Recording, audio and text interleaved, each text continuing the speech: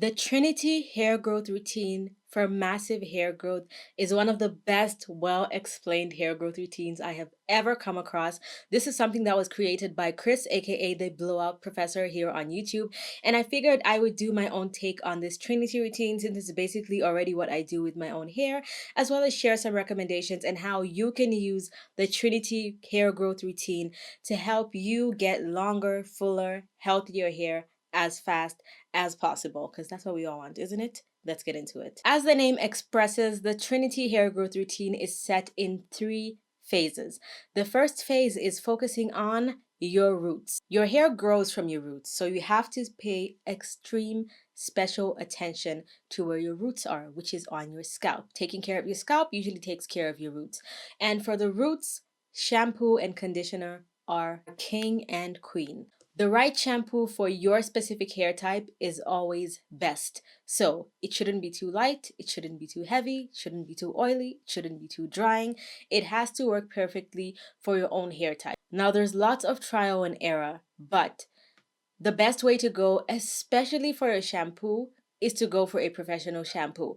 Chris, the Blowout Professor, also recommends a professional shampoo, which I have been doing for a while now because it always usually turns out better and even cheaper sometimes than a drugstore shampoo because it is so concentrated. It does exactly what it's supposed to do, and you use very little compared to other shampoos.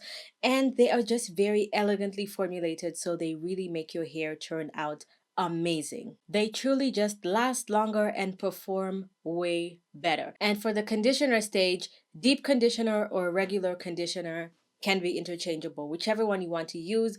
I personally only go for the deep conditioner, but whenever you hear me say shampoo and conditioner, I mean either a regular conditioner or a deep conditioner for this step because that will really help moisturize and get the hair good from the roots. But you do not put conditioner on your scalp. It's actually the opposite. But you focus your conditioner on all your hair, but you focus shampoo on your roots. So you want to make sure you shampoo your roots, get them as clean as possible. And if you're using a good shampoo, that shampoo is going to be good enough to wash all the rest of your hair, and it's going to make your hair nice and squeaky clean without leaving it dry. And also note that having very clean hair means that whatever products you put on top of it will be easily absorbed because there's going to be no products clogging up your follicles and your actual hair shaft, barring any products from actually entering your hair. So every time you wash your hair, you want to make sure it's actually completely clean and ready to absorb whatever other products you put on it. Let's get to phase 2 of the Trinity system, which is your mid shaft. So phase 1, roots. Phase 2, your mid shafts. Now your mid shafts are also extremely important because most of your hair is the mid shaft, right? Most of it is mid shaft. So you have to take care of this hair very, very well. Now, according to Chris, I actually agree with him. He says that for the mid shaft, the most important thing for your hair is leave-in conditioner. I absolutely agree. I think this is a very neglected step, and some people think because I've already used a conditioner, I don't have to use a leave-in conditioner because I already used conditioner, but it's not the same thing.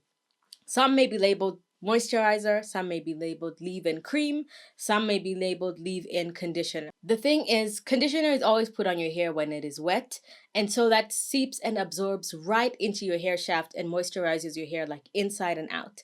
However, the leave-in conditioner is like an extra step that will also help seal in that moisture that you got from the conditioner after you washed it out, and it will stay in your hair without making your hair feel too weighed down and heavy and greasy and oily. And it's just made to really make your hair truly feel soft. I suffered from chronic dryness at some point last year for a really long time, and the leave-in conditioner step really helped. Now Chris doesn't say anything about this part, but this is something that I personally do every time I use leave-in conditioner, and it has been a game changer for me.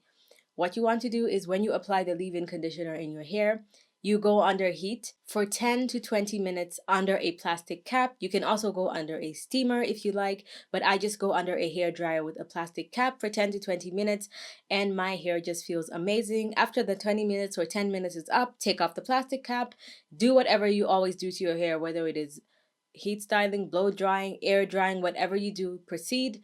Just go under heat and it will make a huge difference. For product recommendations, my favorite one is the African Pride one. This is actually a drugstore product and it just makes my hair feel so soft. The second one isn't necessarily a leave-in conditioner, it's more of a leave-in treatment, and this is the Olaplex number 6 Bond Smoother. I absolutely love that product as well.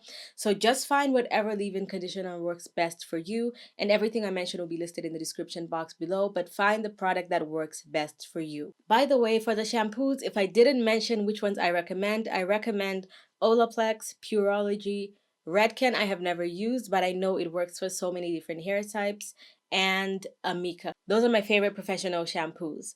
So now let's get to phase 3, which is also extremely important, and I'm sure you can guess what phase 3 is of the Trinity system. This is the ends, okay?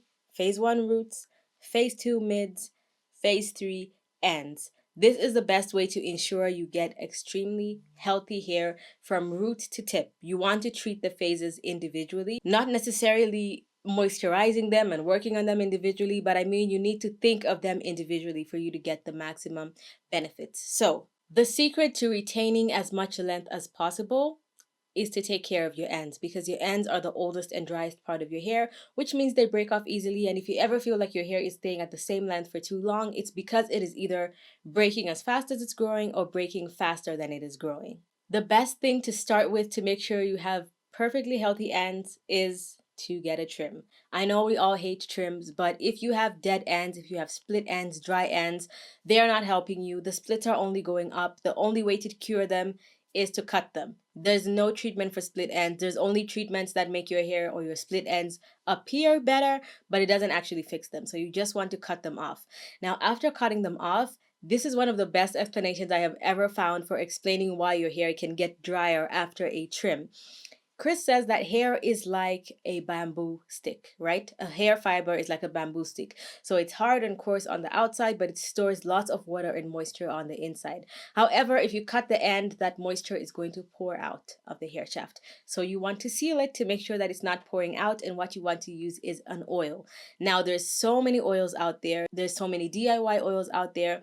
And he also recommends not putting all the oil on your entire hair shaft, because it can either weigh your hair down, or my recommendation, if you moisturize your hair more than once a week, it's actually going to create a barrier between when the moisture goes into your hair and when it comes out. So you only want to put moisture on your actual hair closer to your wash day, but your ends can usually deal with having a little bit of oil on them at all times.